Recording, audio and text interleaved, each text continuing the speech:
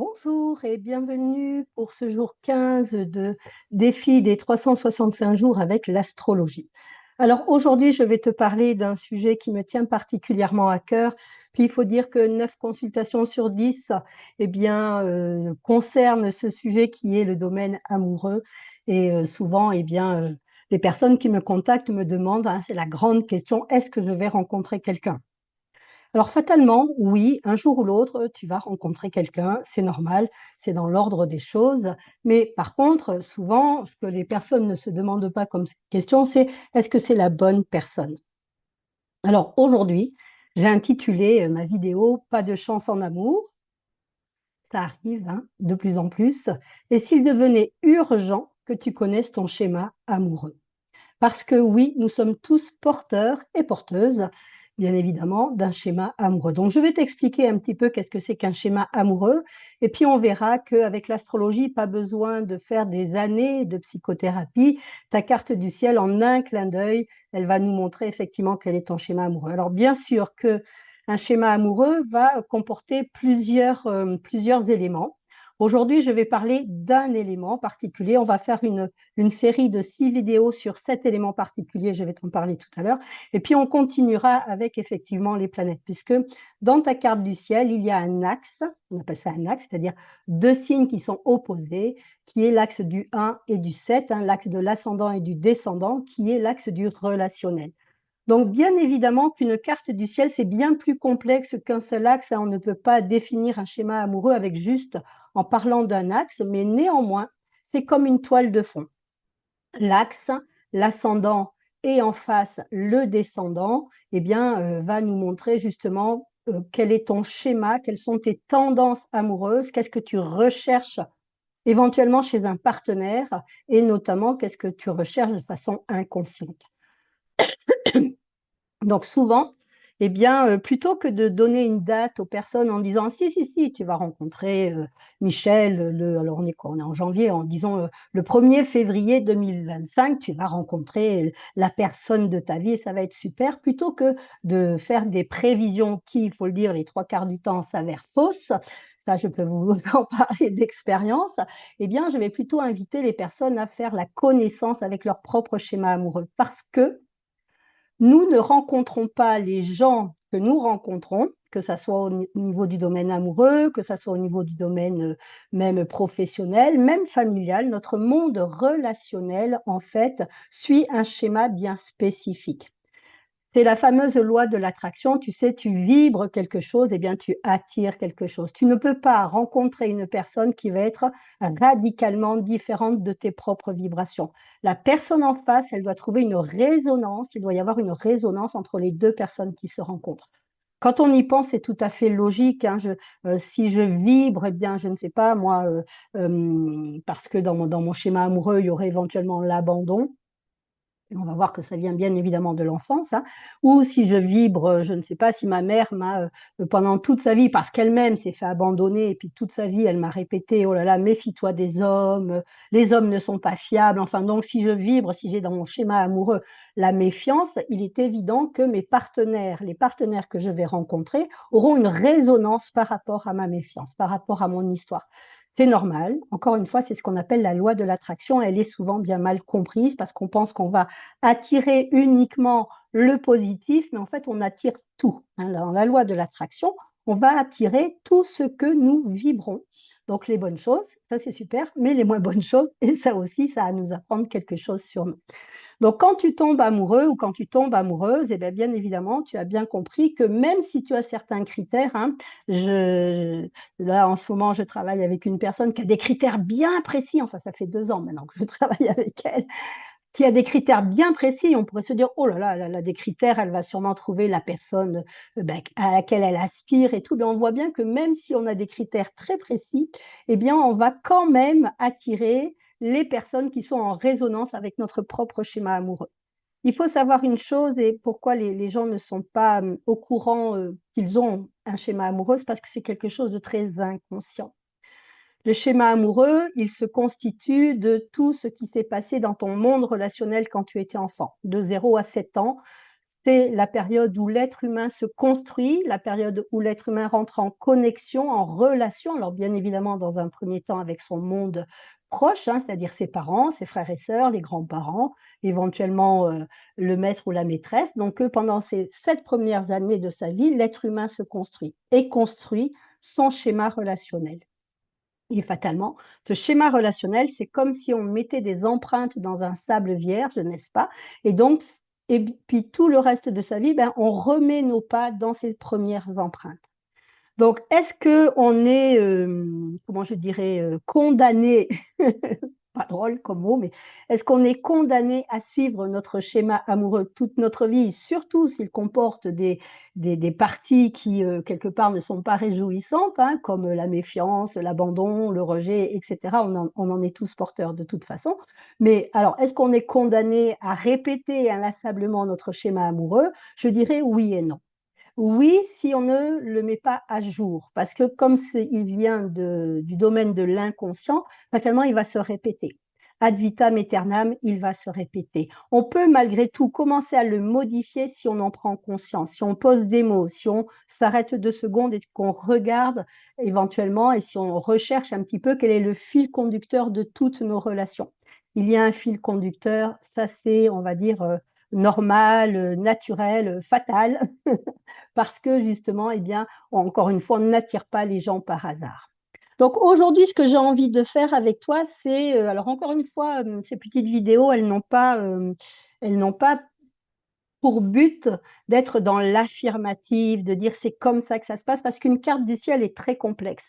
Une carte du ciel, il y a plein d'éléments dedans. Donc, en fonction de votre carte du ciel, eh bien évidemment, il faudra ajuster un petit peu. Mais là, on schématise, hein, c'est vraiment pour vous donner des premiers éléments d'information que vous puissiez commencer, surtout si vous faites de l'astrologie et que vous connaissez votre carte du ciel, eh bien de commencer un petit peu à poser des mots, à poser des prises de conscience sur qu'est-ce qui se passe dans votre carte du ciel.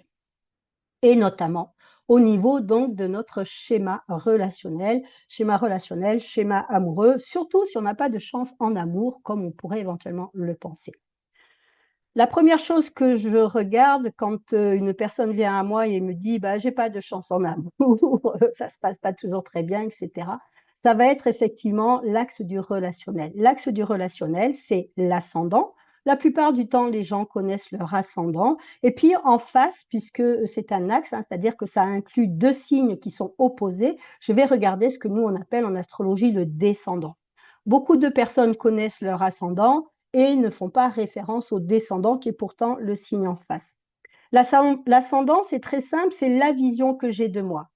Pourquoi est-ce que souvent on dit plus je vieillis, plus je vais manifester les qualités de mon ascendant? C'est parce que plus je vieillis, plus je suis en accord avec la personne que je suis intrinsèquement au fond de moi et donc fatalement au plus ces valeurs-là qui sont les miennes depuis toujours, mais plus je vieillis, plus je suis, je dirais, alignée avec ces valeurs-là, plus je vais oser les mettre et les appliquer dans ma vie. Donc l'ascendant, c'est normal que plus on vieillit, plus quelque part il va venir colorer la vision que nous avons du monde. L'ascendant, c'est vraiment ma vision personnelle vis-à-vis du monde. Et on sait bien que bah, ça va être la façon dont je vois le monde, et ben, ça va être la façon dont je me projette sur le monde. Si je suis ascendant bélier, on va commencer par les béliers aujourd'hui, on va commencer par l'axe bélier-balance.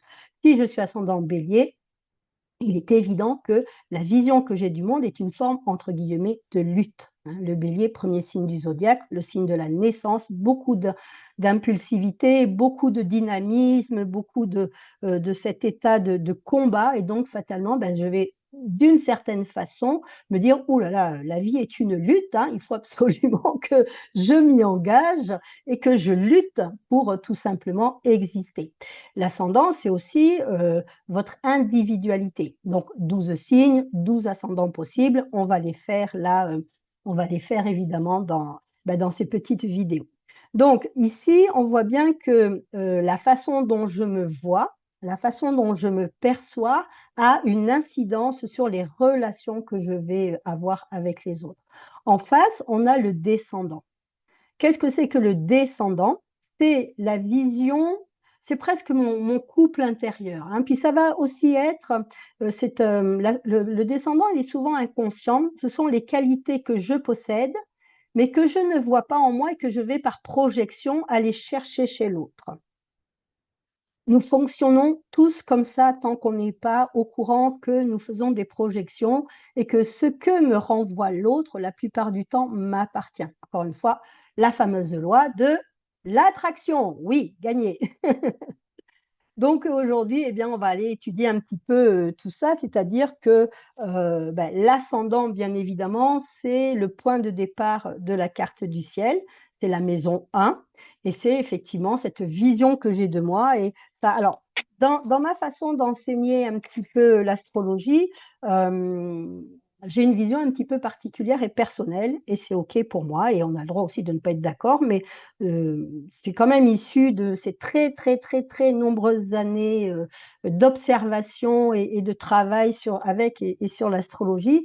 C'est que je me rends compte que le soleil, c'est-à-dire votre signe, quand vous dites je suis bélier, je suis taureau, je suis gémeaux, bim, hein, on a les 12 là, je suis tel signe, pour moi, n'est pas un acquis. Même si vous retrouvez par moment des caractéristiques dans la liste, hein, la longue liste d'adjectifs qualificatifs de votre signe solaire, vous pouvez effectivement retrouver des correspondances.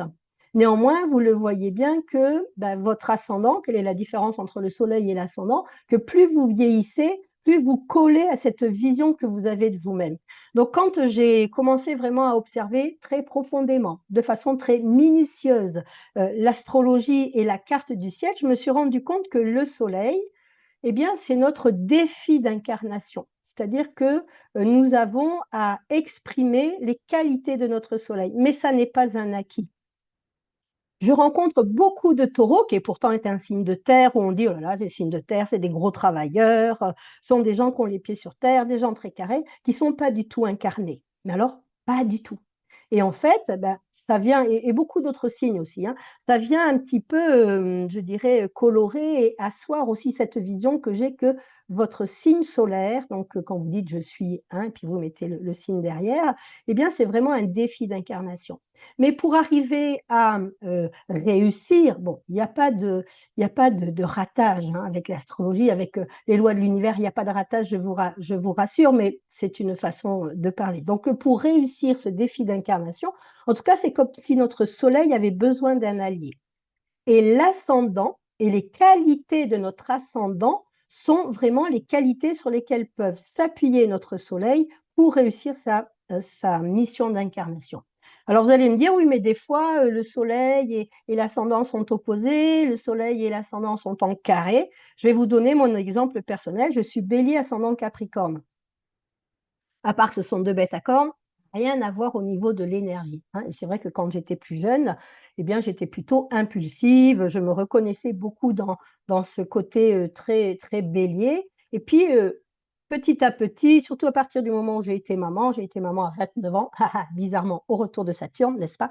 Eh bien, j'ai commencé à me rendre compte des qualités du Capricorne et à vraiment m'appuyer sur ces qualités du Capricorne, de la patience, de l'endurance, voilà, toutes ces qualités, le temps joue pour moi, de la détermination aussi du Capricorne. J'ai commencé à m'appuyer sur ces qualités et j'ai vu que ça venait aider ma mission de type bélier, c'est-à-dire un précurseur, une pionnière, quelqu'un qui va aider les autres à avancer dans leur propre vie et qui va les soutenir et leur amener bien évidemment une vision différente et qui a aussi fait le chemin avant eux comme un pionnier, comme un éclaireur quelque part. Hein. Le bélier, la mission du bélier, c'est bien l'éclaireur en soi.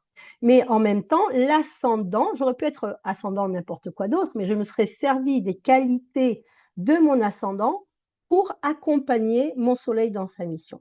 Donc on voit bien que l'ascendant, il est extrêmement important parce que c'est la vision que j'ai du monde. Et quand je rencontre quelqu'un, je vais le faire en fonction de ma vision.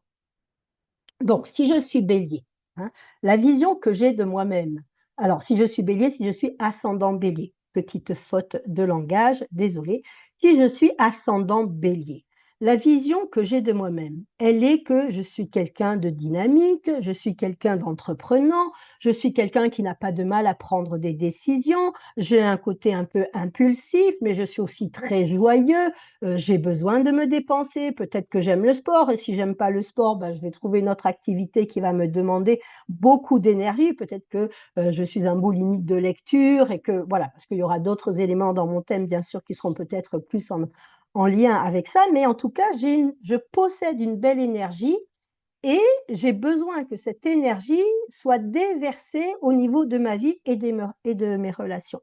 Je peux avoir un côté un peu chef, un côté un petit peu autoritaire. Je suis très entreprenant, hein, donc on voit bien que, par exemple, si je suis une femme et que je suis ascendant Bélier, peut-être que je n'ai pas peur d'inviter ou d'inciter la relation. Peut-être que c'est moi qui vais vraiment draguer, entre guillemets, mes partenaires ou qui vais leur faire comprendre que je suis intéressée et des choses comme ça. Pourquoi? Parce que la vision que j'ai de moi-même est une vision qui est animée par un certain dynamisme. Ça, c'est la vision que j'ai de moi, ça, c'est la façon dont je me présente au monde. Je suis ascendant Bélier, donc j'avance, peut-être un petit peu tête brûlée, j'avance des fois sans trop réfléchir, mais il y a beaucoup de dynamisme, il y a beaucoup de joie. En règle générale, je suis assez sympathique, à part si je suis vraiment trop dans le côté autoritaire du Bélier, où là, effectivement, je peux irriter certaines personnes plus douces et plus sensibles, mais en règle générale, j'ai quand même un capital sympathie assez élevé. Ça, ce sont mes valeurs. Ça, c'est ma vision. Mais derrière moi, là, derrière, il y a tout le monde de l'inconscient. Et donc, quand je suis ascendant Bélier, fatalement, en face, je suis descendant Balance. Ça veut dire que dans mon inconscient, il y a toutes les qualités, toutes les valeurs de la Balance qui attendent d'être exploitées, je voulais faire un petit raccourci entre ces deux mots-là, qui ont besoin de se matérialiser dans ma vie. Qu'est-ce qui se passe si c'est dans mon inconscient? Si je suis porteur des valeurs balance et que c'est dans mon inconscient, eh bien, je vais les projeter à l'extérieur de moi et c'est à travers mes relations, et notamment les relations amoureuses, que je vais rencontrer ces valeurs-là. Elles m'appartiennent, mais comme elles ne sont pas visibles, comme je n'en ai pas conscience, eh bien, c'est mes compagnons ou mon compagnon ou ma compagne qui va carrément me les projeter. Donc, quand je suis ascendant bélier et que j'ai le descendant en balance, ça m'apprend plusieurs choses. Ça m'apprend déjà qu'est-ce que j'attends d'une relation. Qu'est-ce que je vais attendre de mon partenaire? Je vais attendre, eh bien évidemment, d'une relation qu'elle soit harmonieuse, qu'elle m'amène la paix, qu'il y ait un sens des compromissions, qu'il y ait, on sait que les qualités et valeurs de la balance, il y a un côté très artistique, hein, les personnes balance, en règle générale, sont des gens physiquement harmonieux, même si chacun ses critères, bien évidemment, mais en tout cas, ils vont dégager une énergie de conciliation, de douceur, de compromission. Ce sont des gens qui sont vraiment, qui, qui vont vraiment tout faire pour leur partenaire, hein. Il y a vraiment ce grand sens comme ça de l'accueil et du compromis dans ce signe-là. Donc, qu'est-ce que j'attends moi? Moi, en étant ascendant bélier, je dis moi, mais bien évidemment, vous avez compris, c'est je parle pour l'ascendant bélier, parce que moi, je ne suis pas du tout ascendant bélier. Mais donc, si je suis ascendant bélier, qu'est-ce que j'attends de ma relation? Qu'elle m'amène la paix et l'harmonie. Bien évidemment, si j'ai un Mars Scorpion, on est d'accord que là, on schématise, mais c'est pour vous donner les premiers éléments. Et vous allez voir que ces premiers éléments, c'est vraiment la toile de fond et elle est quand même importante à décrypter, elle est quand même importante à visualiser parce que justement, elle va commencer à dépeindre votre schéma amoureux. Il y a beaucoup d'éléments. On n'est qu'au jour 15, je crois, j'ai dit, hein, il me semble, oui. On est au jour 15 de ces 365 jours de défi d'astro. On a largement le temps d'en parler. Donc, qu'est-ce que je vais, quel type de compagnon va m'attirer? Pas forcément, excusez-moi, toujours mon petit rhume, pas forcément une personne de type balance, hein, ou pas forcément quelqu'un qui sera ascendant balance, mais c'est peut-être quelqu'un qui a une Vénus ou une Lune en balance, qui va refléter ces qualités balance qui sont très inconscientes en moi. Qu'est-ce que cela m'apprend aussi? Donc ça m'apprend qu'est-ce que j'attends de l'autre, donc l'harmonie, la paix, la conciliation, une relation équilibrée. Même si ma vision, la vision de moi est plutôt de type dynamique, j'attends de l'autre qu'il fasse des compromis. Oh, c'est sympa, c'est comme ça. Et qu'est-ce que ça m'apprend aussi? Ça m'apprend mes besoins inconscients. Donc, en étant ascendant Bélier, eh bien, j'ai besoin de trouver un partenaire qui possède ces qualités-là. Et c'est comme ça que tout d'un coup, je vais devenir un être complet, un être accompli, un être qui va être dans l'unité puisque l'ascendant et le descendant se retrouveront dans ma vie.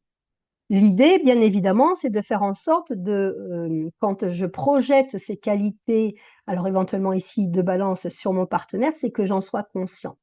Parce que ces qualités-là, je les possède. Donc, l'ascendant évidemment, va représenter la vision que j'ai de moi, la façon de me présenter, mais en même temps, dans cette vision-là, je peux et même je dois, pour devenir un être complet et arrêter de projeter sur les autres mes qualités inconscientes, hein, et donc après lui faire des reproches, eh bien, je dois aussi incarner et intégrer les qualités de mon descendant, c'est-à-dire l'harmonie, la compromission, la beauté, la conciliation, pas de dominant, pas de dominé, l'équité dans ma relation. Et ça, c'est tout le travail de l'axe du relationnel. Donc, qu'est-ce qui se passe quand je suis, on va dire, on va faire l'inverse. Je vous demande juste une petite minute. Voilà. Et ça ne m'embêtera pas. Donc, qu'est-ce qui se passe quand je suis descendant balance, par exemple? Non, ascendant balance, pardon, excusez-moi.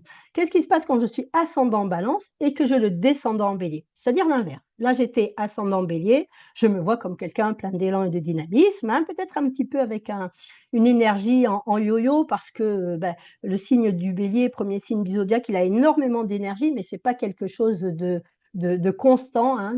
Il est en lien avec le printemps, et le printemps, ben, on le sait bien, un coup il pleut, un coup il fait beau, un coup il fait froid, un coup il fait chaud. On voit bien qu'au niveau des températures, c'est très yo-yo. Donc, le bélier, suivant sa saison, n'est-ce pas, il peut avoir comme ça un côté très cyclotimique, ce qui n'est pas évident d'ailleurs, et c'est pour ça que quand il possède les qualités du descendant balance, qui est vraiment ce travail sur le relationnel, sur comprendre qu'est-ce que c'est qu'une relation, mettre en place une relation équilibrée, eh bien, ça va venir un petit peu combler ce yo-yo émotionnel qu'il peut avoir. Maintenant, l'inverse. Si je suis ascendant balance, je me vois comme quelqu'un plein de compromis, plein de charme, qui a envie et besoin de faire des conciliations, qui a besoin d'être aimé, qui a besoin d'aimer, qui est tout en douceur, alors qu'il peut avoir quand même, il faut le savoir, parce que la balance est un signe d'air, qui peut avoir quand même une petite distance au niveau émotionnel, parce que justement, les signes d'air se méfient un petit peu des émotions. Même notre douce et belle balance qui a terriblement besoin d'être en relation, eh bien, au niveau relationnel, au niveau émotionnel, pas relationnel, mais au niveau émotionnel, il peut y avoir une petite prise de distance. Les signes d'air ont besoin de distance, ils ont besoin de souffler, ils ont besoin de pouvoir s'échapper par moment, d'avoir leur petit coin secret ou leur petite chose à eux, parce que justement, trop d'émotions, trop d'eau, quelque part, va les étouffer. Donc, même pour l'ascendant balance, hein, donc qui est quelqu'un qui a besoin de rentrer en relation et pour qui la relation est quelque chose d'important, qui est capable de faire vraiment des sacrifices, des compromis, qui est très porté sur qui est très à l'écoute de son partenaire, eh bien, il va lui avoir comme qualité inconsciente le descendant bélier. Alors les deux, hein, ascendant bélier ou ascendant balance, peuvent se retrouver dans des relations où il y a beaucoup de conflits, des relations de type pouvoir, parce que justement, cet axe-là est dirigé par Mars, est dirigé par Vénus, hein, maître du bélier Mars, maître de la balance Vénus, et donc ces deux-là ont besoin d'être en harmonie. Donc quand je suis ascendant balance et que je suis porteuse des énergies dans mon descendant du bélier, qu'est-ce que je vais chercher à travers mon partenaire? Non, pas la lutte, non, pas le combat, non, pas les crises, non, pas les disputes, mais une dynamisation. Je vais chercher chez mon partenaire ses qualités, c'est-à-dire son dynamisme, sa force intérieure, le côté un petit peu viril qui va me booster, parce que moi, la douce balance, eh bien, des fois, j'ose pas faire les choses, je me mets en retrait, j'hésite, hein. On sait que une des grandes thématiques et des grandes problématiques de la balance, c'est l'hésitation, justement, toujours pris entre deux feux, j'y vais pas, c'est bon, c'est pas bon, voilà. Donc, quelque part, bien, dans les qualités de mon descendant bélier, ce que je vais rechercher chez mon partenaire ou ma partenaire, c'est cette espèce de petit coup de pied au derrière, pour rester poli, on va dire. Et c'est ça qui m'attire chez cette personne. Elle me semble très virile, très décidée, très sûre d'elle, hein. Le bélier est un signe de feu, donc très sûre d'elle, peut-être très joyeuse. Et effectivement, ce sont mes qualités à moi inconscientes, mais par projection, je vais les chercher chez mon partenaire. Donc, dans cette relation, il faut quand même faire attention parce qu'effectivement, comme je l'ai dit, on peut avoir des enjeux dominants-dominés. Dans beaucoup de relations, d'ailleurs, on le verra demain, on va parler de l'axe taureau-scorpion, scorpion-taureau. Bien évidemment, on est aussi dans des jeux de pouvoir. Mais l'idée, quand on commence à se rendre compte de son schéma relationnel, c'est de se dire, et si j'intégrais les qualités de mon descendant?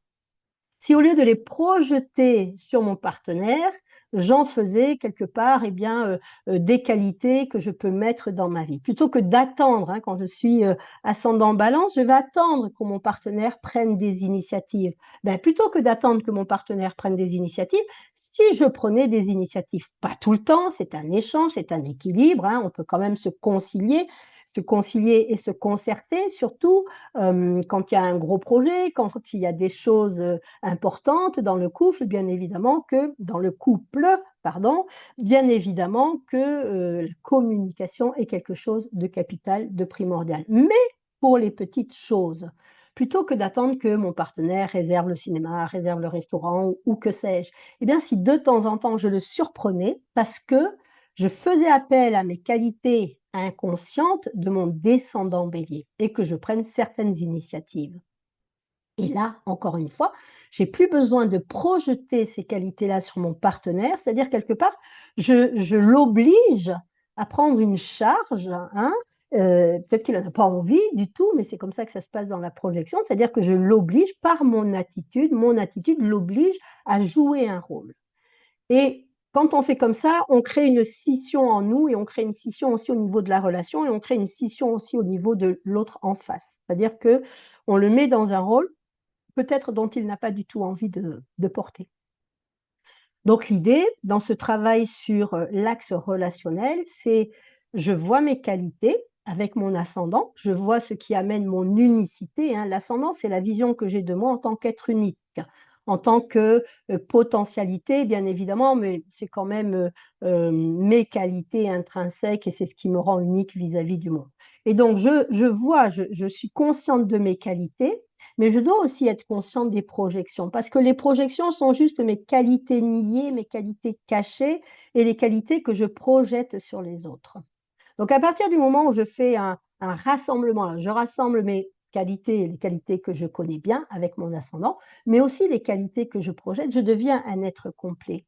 Et quand je deviens un être complet, je n'ai plus tant besoin que ça, que l'autre réponde à mes besoins et à mes attentes. Pourquoi? Parce que je vais pouvoir nourrir moi-même mes besoins et mes attentes et je vais pouvoir y répondre. Donc quelque part, quand je fais ça, je lâche un peu la pression que j'ai mise sur l'autre, hein, je lâche un peu mes attentes sur l'autre et tout d'un coup, eh bien, ça va devenir beaucoup plus fluide et beaucoup plus léger. Donc c'est l'invitation que je vous propose, que je pose ici en, étudiant cet axe ascendant-descendant, que vous puissiez justement réintégrer la totalité de ce qui vous appartient, en sachant que votre partenaire, il a sa propre carte, il a son propre ascendant, il a son propre descendant et que fatalement, lui aussi fait des projections sur vous qui peut-être n'ont rien à voir avec les vôtres, hein. Donc, si chacun reprend ses parts de billes, eh bien, ça peut être pas mal parce qu'il va y avoir une détente dans la relation.